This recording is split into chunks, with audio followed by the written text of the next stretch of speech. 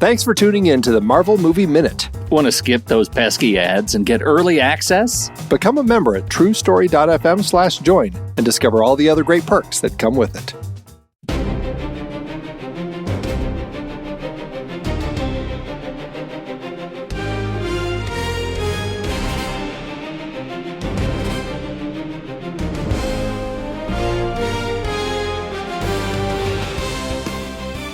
Welcome back to the Marvel Movie Minute, a weekly podcast which we assemble to explore the films of the Marvel Cinematic Universe 5 minutes at a time.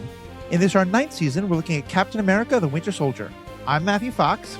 And I'm Kyle Olson. And that's all we got today. And we're talking about minutes 41 through 45, which begins with Steve, Natasha, and Maria Hill sitting Shiva for Nick Fury, and ends with Pierce telling Steve why he needs anger management classes. What did we think of these minutes? Well, you know, we sort of start off on the somber note of that they're still mourning and death, and then the plot kicks in, and then we have a very interesting conversation, which I'm curious to hear your thoughts about, like why we spend so much time in Pierce's office at this point. But we'll get there. Yeah, I thought kind of similar. Like, I like these minutes. There's nothing bad that happens. It's we're moving the pieces on the board right now, and we're setting up some interesting things. There's a couple of threads that I don't quite know where they go that I want to ask you about. And let's actually just start with, you know, we have this kind of weird framing where Natasha's the closest, and she actually like touches him. And I guess Fury is laid out in state. He's there. The body is there. Doesn't recognize that he's still warm because he's still alive, but whatever that is. Steve is like a couple steps behind her, and then Maria is back almost against the wall. Yeah. And Maria says to Steve, "You need to take him." No, she says, "I need to take him." Okay. That at least that partly explains it. So what is she? That she's saying that she's going to physically take custody of his body? I believe so. Yeah, that's the thing. So that's my question. We talked a little bit about this in the last one too, but like at this point, is Hill in on the plan? Like, is this part of it?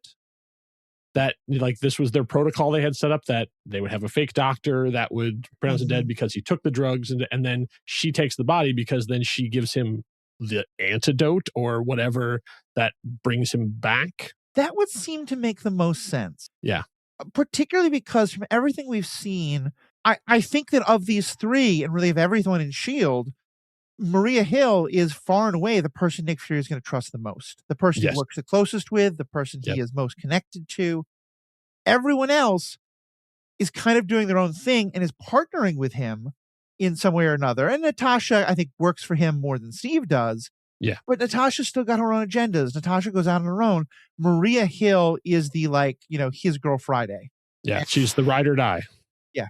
100%. 100%. Yeah. Everybody else are kind of like employees, I guess.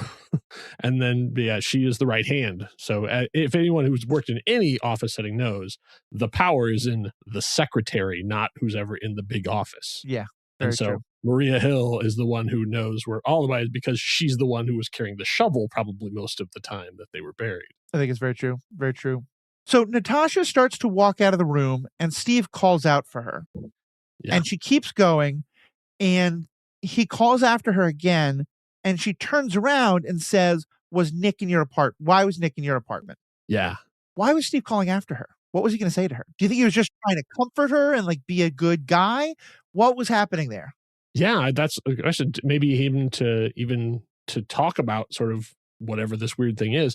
But the code switch that happens in Natasha there is incredible. Like you've seen her as close to tears as we've seen Natasha, you know, like touching the forehead, very, I'm sure like you talk about the whole like laying on of hands kind of, you know, with the, like you were talking about sitting Shiva. I thought that was an apt metaphor. And then as soon as Steve calls out, she switches back. Like as soon as she turns around, she's back in spy mode. Yeah. Because instantly it's like, it's not even like, why was he, not even like, it's just instantly just boom. Why was he in your apartment? Like she's back on the job. And I think with this, it would have been very easy to play this as though she's kind of faking the emotion. And I don't think that's the case here at all. I think she very genuinely is feeling these emotions. Nick is really the person who kind of set her on the path, putting black in her ledger after so much red. That's right.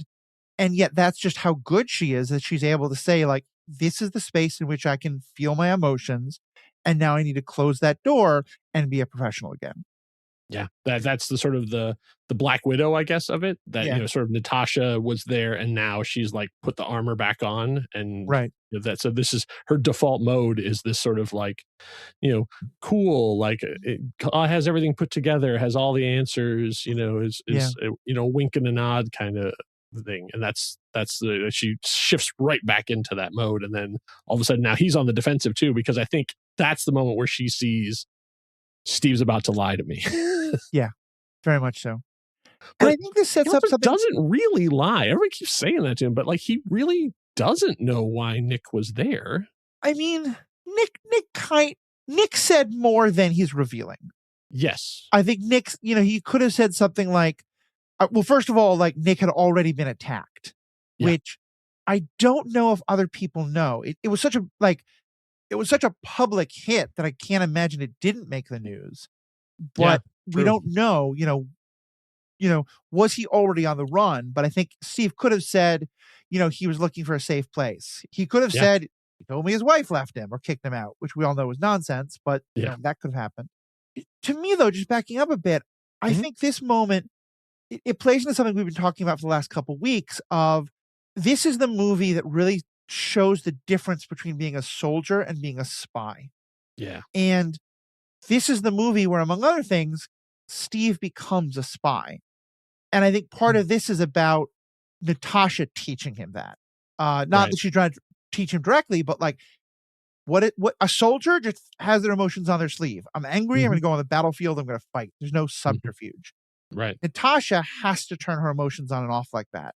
Yeah. And also has to know what to say and what to do. And Steve's, I don't know, when it's clearly a lie, but I think he just doesn't know who to trust. He doesn't know what to say, and he can't make the quick decisions the way Natasha does because he's so out of place. Like he has no idea what's going on.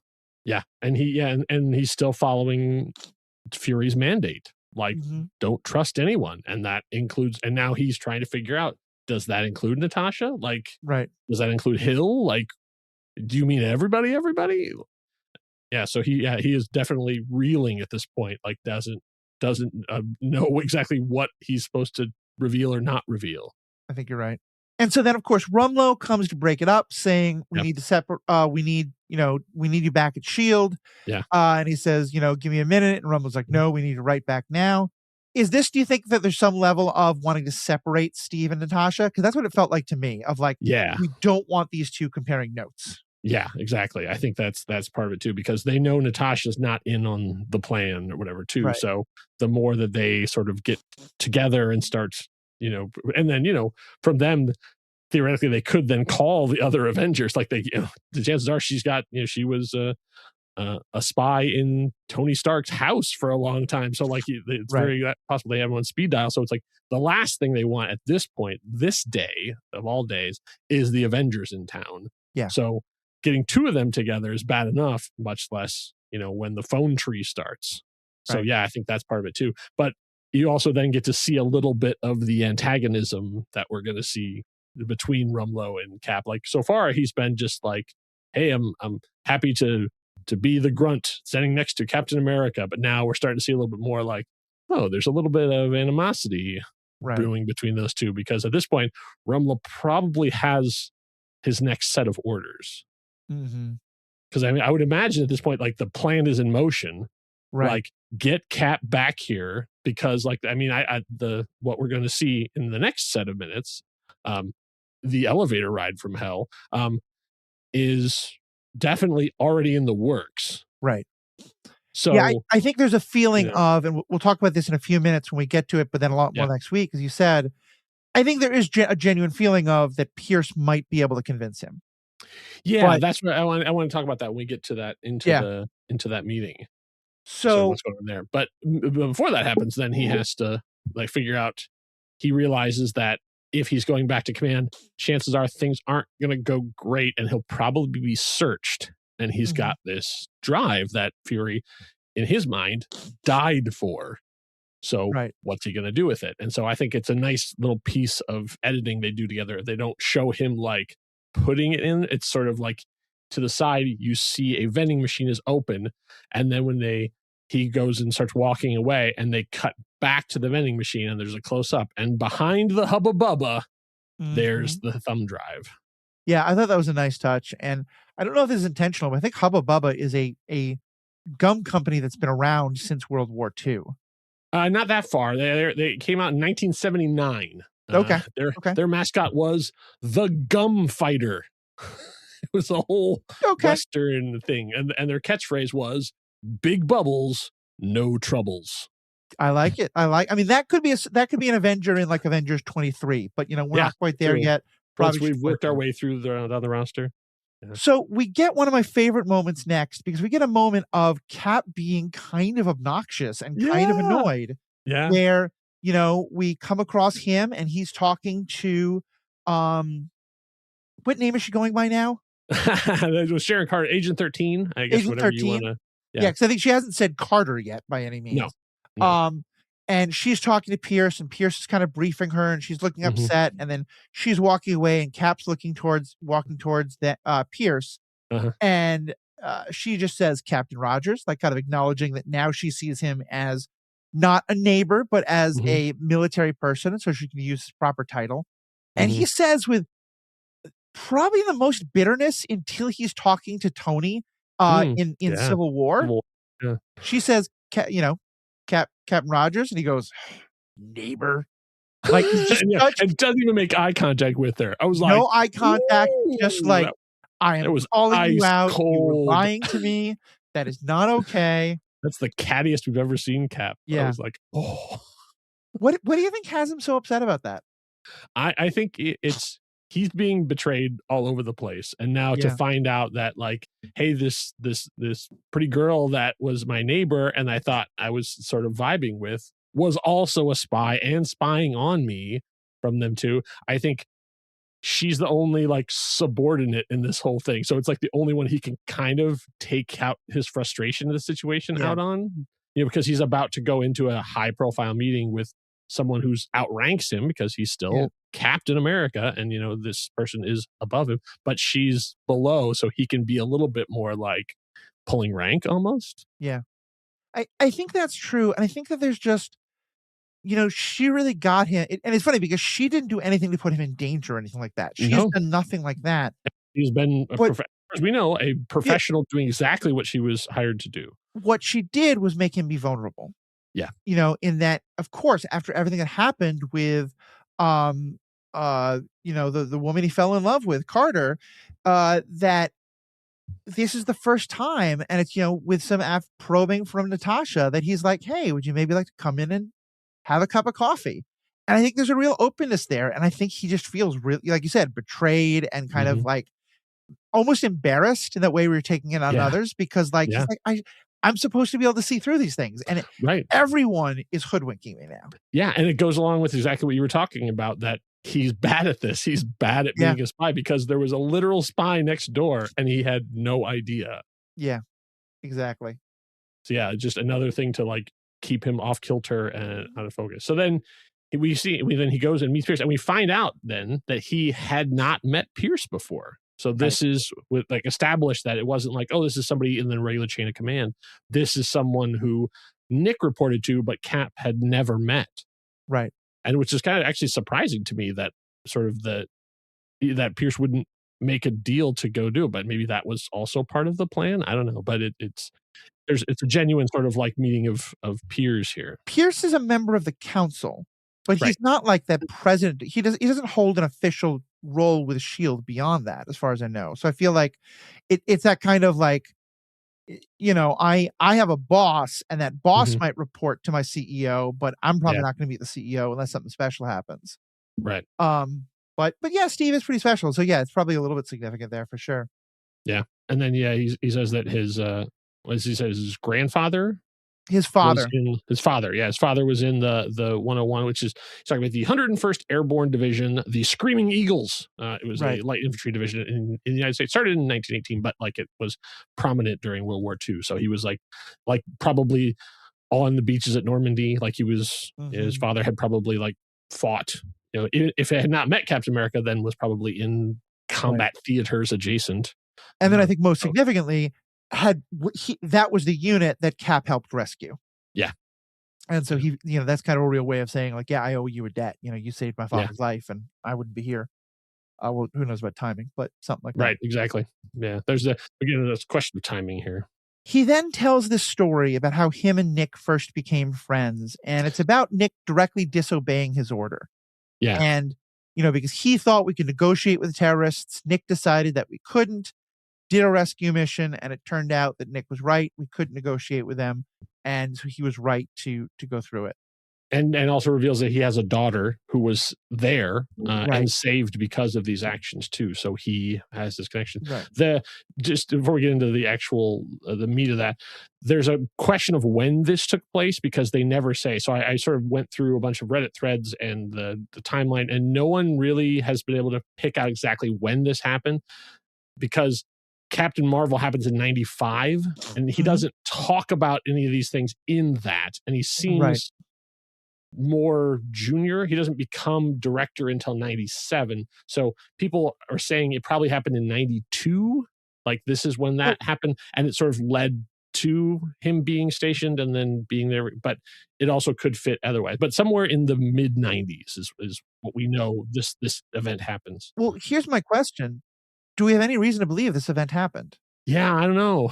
And the other, this is this whole scene is strange to me because I don't know exactly what this is. Now you hire Robert Redford and you want to get a Robert Redford performance out of it. So you give him these nice, big, meaty dialogue scenes and intrigue and that kind of stuff. But at the same time, what does this get us? This whole thing, before we get into even like him trying to like bring, to sort of maybe make the pitch to Steve, which we'll talk about, but like I don't understand why all of that is here. So here was my take on it, and I think the key is the line that he says where he kind of transitions from the story about Nick into talking to Steve directly, which is, it's at the end of this thing, and he says, to build a better world sometimes means tearing down the old. Yeah. And you're the guy who's willing to get his hands dirty with his hands in the mud. Yeah, but that's sort of at the end of all of this. Like there's I so think much this buildup is before we get to that point. I think this is his way of feeling out if Cap would go along with Project Insight. Okay, because already, this even is from the Bogota story. Well, yeah, because the whole point of the Bogota story is that Nick was willing to do the hard thing and to take the risk because he recognized just how dangerous the world was, and that you had to do that, and you couldn't wait for everyone up the line of command to say yes. Okay. Which, I like by that. the way, who else has been willing to say, I'm going to do what I think is right and necessary, even if everyone up the chain of command says I shouldn't do it? Yeah. That's what he does. And will again. That's literally what he did to rescue Pierce's father. Yeah. And so I think that's the connection he's trying to make. He's trying to say, like, look, you rescued my father. Nick rescued those hostages. We were willing to do the thing that sounds like maybe you shouldn't do it because we knew how dangerous the world was. That to make the world a better place, you have to tear down the old, and it means making enemies. And I think he's kind of, this is kind of like the Emperor, talking to Palpatine, talking to Anakin, like trying to feel him out, telling him the Darth Plagueis story, and trying to see, like, if Steve were to say, yeah, I'm just as angry as you are at that Nick got killed. I want to do something about this. And then, Pierce can say, well, what if we could do something about this? What if there was a way to work out who were the dangerous people? Like, I don't think he's planning to give everything. And he's certainly not going to mention the word Hydra or anything like that in there. No. And I think we even can debate to whether Pierce himself is Hydra. I think that's a kind of an open question, at least until later in the movie. Yeah. Or whether he's more of like the true believer that they're manipulating. But yeah, because at this point, what we were supposed to believe is that he is a high-level government bureaucrat, and something is amiss in this anything. But at this, I don't think we're supposed to have any suspicion about him at this point, except that he's an antagonist to Cap because he's the order, right? Like he is the authority. He's the guy in a suit, so you automatically don't trust him, right? I mean, I think there's also the level of he and Nick had a conversation where Nick kind of wanted to slow down and he didn't really seem to like that idea. And then someone tried to kill Nick. Yeah. So I do think we're supposed to have some suspicion of that already. You're right. We haven't seen like honestly, I think the elevator scene is going to be the biggest confirmation we get. Sure. Because I think what that shows us is that, but you're right, we're not there yet. But I certainly think knowing what we know later, to me, that's what this scene is. This is the pitch of, are you willing to go to the dark side for what you think is right? Are you willing to get your hands dirty? Yeah, because there's a couple of moves he makes in this conversational gambit. Like, you start off with the Bogota story, and then immediately ask the exact same question that Natasha says, which is, why was Nick in your apartment? Interesting, he says Nick and not Fury, because we know that they're on sort of first name basis. And then you switch into, your apartment was bugged, and Nick was the one who bugged it. Right. And then you get to we get to see Batroc again, and he was captured. He's not an assassin; he's just a hired gun. Somebody hired him, and through these shell companies, it was Nick. And so you have this thing of Nick came to you, but I'm also saying Nick bugged your apartment because he didn't trust you, and he hired all these people to steal intel and get away with it. And then he gets into building a better world, tearing down the old one, and then says, and that makes enemies. That's the end of that little part. And then he immediately turns and looks at Steve.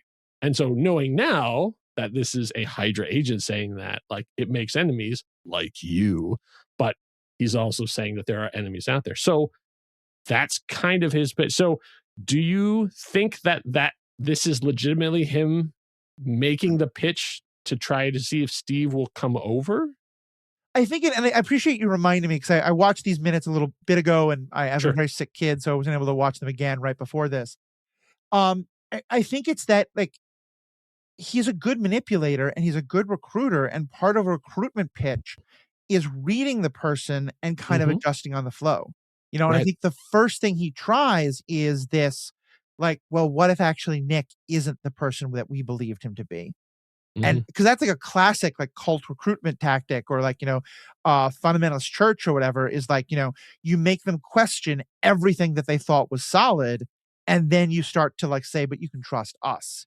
Replace all those things you've just taken away. I think his goal at the start is to say, you shouldn't have trusted Nick. Nick was dirty, but look, I'm not. Help me. And then he hits a wall. Because Steve says, well, but you knew Nick, so that couldn't have been true, right? And that's and then immediately, this is when it's great to have a Robert Redford, because immediately he's like, I don't believe that either. And it's like, ooh, he just gave up that whole line of like, well, crap. Well, yeah, and that's it. That method didn't work, so we're going to switch tactics. That's part of being a manipulator. That's part of being a gaslighter, is, figuring out, okay, that tactic didn't work. How do I seamlessly make it seem like, of course, I was just saying that to should be like, yeah, no, I was just playing devil's advocate, whatever the hell it is. That's how smart you are, is that you figured out that part wasn't true. Yeah, exactly. So, because now it's not, because he switches from Nick was dirty and we have to do what we can to clean up his mess, but he kind of is making Nick a martyr now, and that if Nick's a martyr, then all the more so we have to do what Nick would have done. Yeah. And if Nick would have been willing to break orders, we have to be willing to do what seems wrong. And okay, maybe kill 10,000 people, but we're doing it for, to rescue the hostages that are the whole earth, or whatever nonsense he comes to.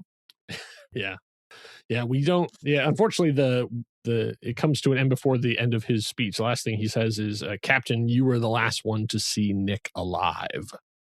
But we don't know how that conversation will end, because unfortunately that rolls into the next minutes. It's like you're saying, this is a very chess kind of episode. Like, it's very much just like moving all the pieces and getting stuff. And this is we've just had some action. We just had the fight, and then we had a major death, and we're about to hit a big action scene. So this is sort of the calm before the storm. Because it's also nice, because it's that action scene is good because it seems to come out of nowhere. Yeah. Whereas, like, then turns out there was this plan going all along, and now it's Yeah, it's clearly like it's not that Pierce says, "Hey, all of a sudden, let's plan an ambush." Yeah. It's that the ambush is planned unless Pierce says, "Okay, cancel it." And the other thing, and I realized I hadn't even made this connection until you brought it up. I think him asking, why were you the only one in that apartment? Why was he in your apartment? Part of the point is here, he's asking the exact same question as Natasha, but from a completely different angle. Yeah. Natasha honestly doesn't know, and she doesn't know who killed him. She doesn't know why, and she thinks Steve might have part of the picture, and that question will help get her to that. Yeah, it's that. I'm thinking in terms of emphasis. Like, why was Nick in your apartment? And Pierce is asking, why was Nick in your apartment? Right, and Pierce knows why. Pierce knows that someone was trying to kill Nick. And so I think that Natasha genuinely is trying to understand. Yeah. Pierce just wants to know, what does Steve know? And how much does he know? And this is can we keep trying to rescue Steve and bring him to our side? Or is he a threat we have to take down? Yeah. Like, it's one part manipulation, it's one part threat assessment. Yeah. Yeah, exactly. And then did he pass or fail the test? We don't know. Well, I guess we'll have to wait for the next series of minutes to find out. Yep. I have a hunch it's not so good. But, but good for us. He could have used an SAT tutor.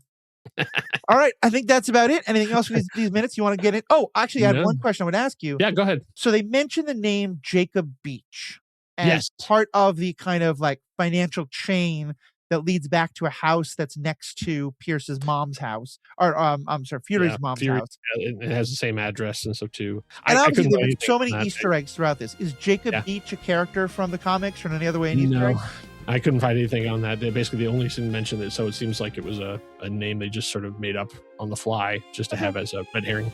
Yeah, well, sometimes herrings are red. That's the way exactly. Well, on behalf of Kyle and myself, thank you all for listening. Pete and Rob, I'm sure, will be back next week. And we'll hope you will be back. Please keep sending us your comments on Discord, by email. We love hearing them. We love talking about them. Stay classy, Washington, D.C. Enough said.